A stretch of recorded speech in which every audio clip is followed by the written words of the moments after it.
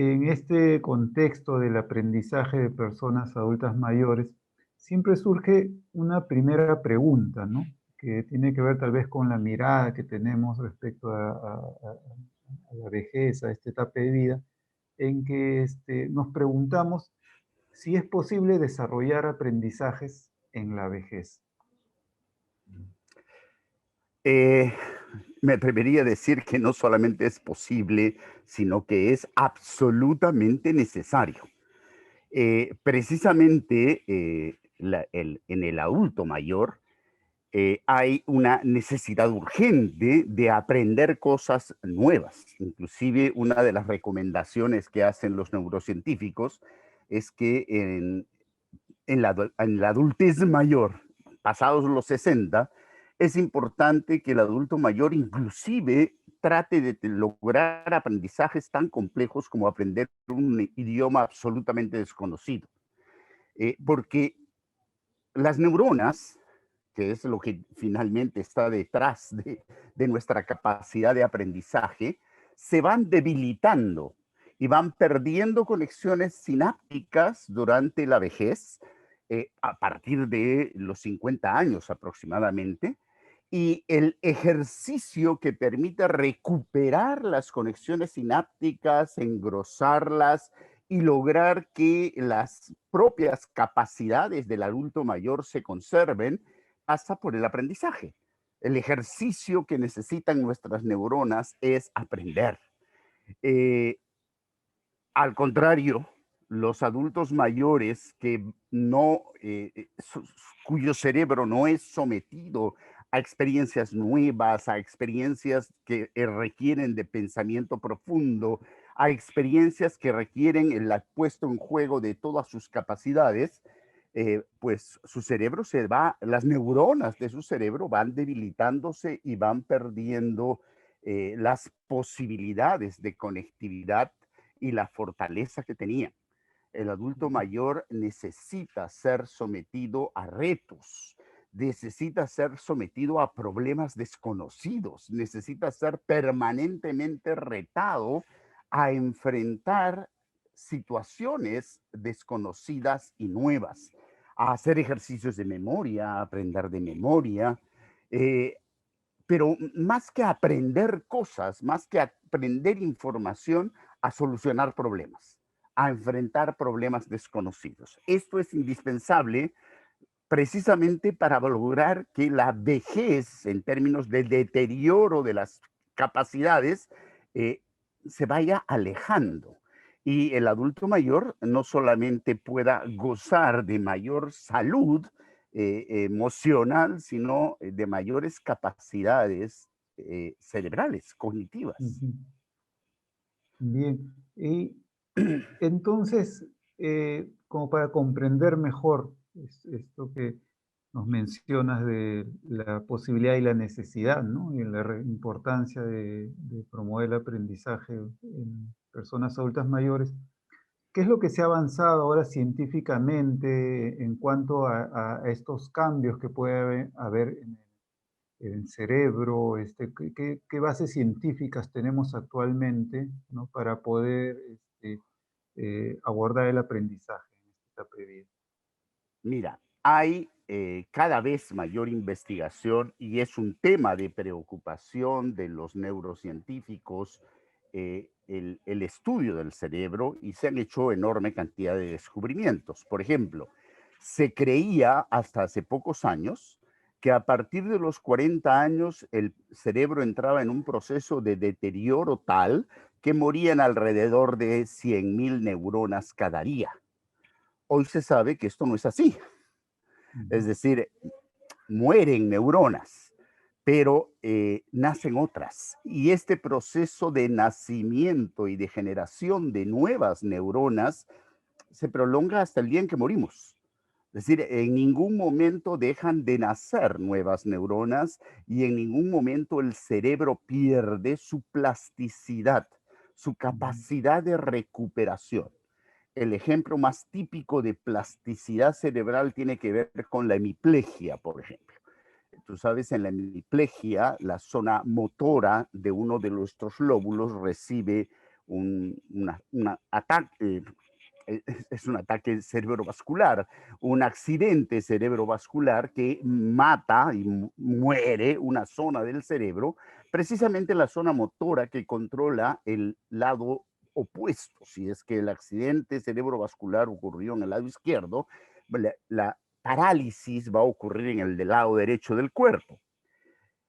Bueno, con terapia, más allá de la edad de la que se trate, con terapia es posible que la persona, el accidente cerebrovascular es mucho más frecuente en ancianos que en jóvenes, pero sin embargo también en jóvenes puede darse, pero es posible con la terapia adecuada que el, la persona pueda recuperar el control y el movimiento de la parte del cuerpo que se vio paralizada.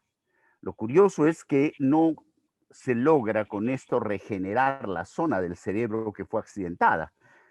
Sin embargo, lo que se logra es que el otro hemisferio asuma el control de todo el cuerpo. Y esto no importando de la edad a la que se trate. Es decir, nuestro cerebro es probablemente el más plástico de todos los órganos que tenemos. Y cuando digo plástico me refiero a su capacidad de adaptación, de recuperarse prontamente y de modificar inclusive los canales de, cognitivos comunes y asumir otros como diferentes. Hay un cuadrito que quería mostrarte, es una gráfica que he tomado del libro de Francisco Mora. Siendo una neurona normal, como esta que está arriba, tiene tres opciones. Opción número uno, continuar en un ambiente normal en el que se ha venido desenvolviendo. Opción número dos, entrar en un ambiente particularmente enriquecido, en el que hay mayor cantidad de estímulos, hay mayor cantidad de esfuerzo intelectual, hay mayor cantidad de solicitudes para ejercer mayor control cognitivo. Y esta es una neurona en un ambiente que se ha empobrecido. Estas tres son consecuencias absolutamente regulares dependiendo cuánto cambia el medio y el contexto del adulto mayor. El viejo criterio de que como el adulto mayor ha perdido fuerza y ha perdido control, para que no sufra accidentes, no le dejamos hacer nada. A veces ni siquiera pensar, lo dejamos sentadito mirando hacia la nada y hacia el vacío. Bueno, el riesgo de hacer tal cosa es que efectivamente su cerebro va a entrar en loop de deterioro muy grande y sus neuronas van a ir padeciendo las consecuencias de la inactividad forzada, la inactividad mental. Un adulto mayor puede adquirir habilidades que no consiguió antes, semejantes a las de un ejemplo que tú mismo me ponías hace un momento, adultos mayores que aprendieron a movilizarse en el transporte urbano. Podrían aprender perfectamente a leer, a escribir, pero más que eso, a resolver problemas que nunca habían resuelto, que tiene que ver, por ejemplo, con el caso del transporte urbano, o a proponer alternativas de solución a problemas nuevos, a problemas desconocidos, incluso para sus propios hijos. Claro, es el valor del conocimiento, ¿no? Acumulado a lo largo de la vida, su experiencia, su sabiduría.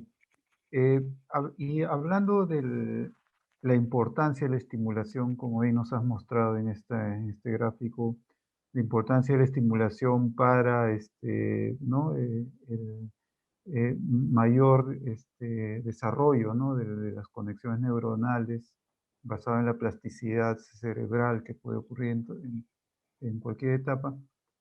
En esto de la estimulación, una variable muy importante es la educación, ¿no? O sea, el acceder a la educación en la vejez o durante la vida, definitivamente va a generar un mayor desarrollo de las conexiones neuronales.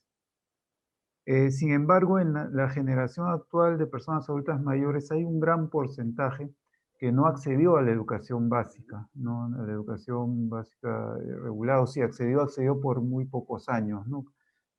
Creo, si no me equivoco, cerca de 2 millones de adultos mayores actualmente están en esa situación y probablemente son las personas que ahora no tienen ese anhelo, ese deseo de retomar sus estudios, concluirlos. Y si bien han desarrollado aprendizajes de la vida diaria, cotidiana, ¿no? Y tienen conocimientos eh, sobre ello, ¿cómo podríamos abordar, más mirando los aprendizajes formales, ¿no? Las competencias del currículo nacional, ¿no? ¿Qué consideraciones habría que tener para hacer este tránsito, digamos, de retomar los estudios formales, buscar el logro de competencias que ya se encuentran en el currículo nacional? Tradicionalmente se ha creído que sobre todo para aprender a leer y escribir, un profesor tiene que enseñarme.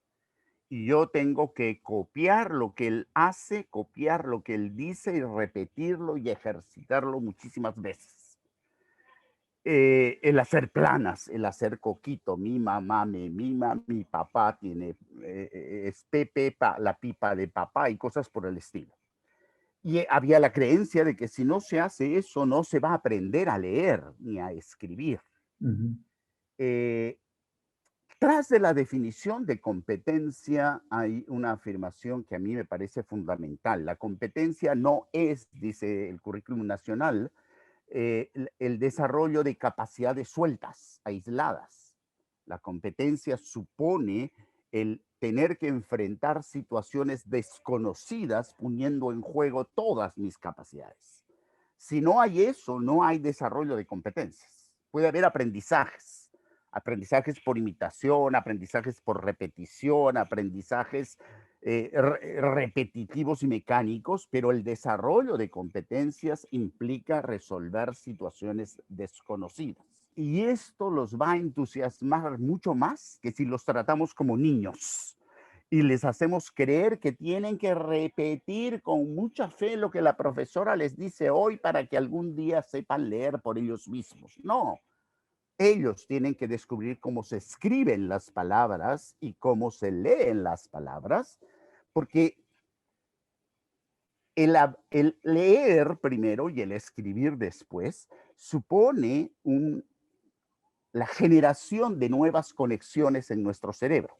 El leer implica que los lóbulos temporales y el lóbulo occipital, los primeros procesan la información auditiva y los segundos procesan la información vista, la información que proviene de la vista. Estas dos zonas del cerebro naturalmente no están conectadas. ujú. No nacemos con conexiones entre estas dos partes. Esas conexiones se van produciendo cada vez que decimos, ah, ya sé, acá dice tal cosa. Ese ya sé, ese eureka, aquí he descubierto lo que dice, ha generado una conexión sináptica nueva. Estas dos partes del cerebro tienen que conectarse masivamente para que la persona logre leer. El aprender a leer no es una Ujú. tarea mecánica. Con los adultos mayores es esta la razón por la cual muy intuitivamente Paulo Freire decía, es más fácil que aprendan a leer las palabras que están en su entorno, las palabras cotidianas, las palabras que tienen que ver con su vida diaria. Y es más fácil que aprendan a leer, por tanto, con aquellos sonidos que les resultan familiares. Ujú. Aprender a leer en quechua para un quechua hablante es definitivamente más fácil que aprender a leer en castellano para un quechua hablante, porque esta asociación entre el sonido y la imagen tiene que producirse primero en su lengua materna para que luego pueda producirse en cualquier otra lengua. Eh, pero tiene que producirse por propio descubrimiento, no porque se le ha enseñado de manera artificial. Las competencias se desarrollan todos los seres humanos porque nacemos con un cerebro humano, nacemos con un conjunto muy grande de capacidades. capacidad para comunicarnos con un lenguaje o con varios lenguajes, capacidad para pensar matemáticamente, capacidad para pensar científicamente, capacidad para movernos en el espacio y generar mapas mentales, capacidad para muchísimas cosas, pero sin ser desarrolladas todas ellas. Nacemos con un cerebro que requiere de la estimulación para desarrollar estas capacidades. Y lo interesante es que no hay edad para su desarrollo. Ujú. Aquellas habilidades o capacidades que yo no pude desarrollar de niño, puede ser que me cueste un poco más de trabajo desarrollarlas en la adultez mayor, pero las puedo desarrollar si estoy suficientemente motivado para hacerlo, si es que me siento retado a hacerlo, si es que siento que me provoca hacerlo.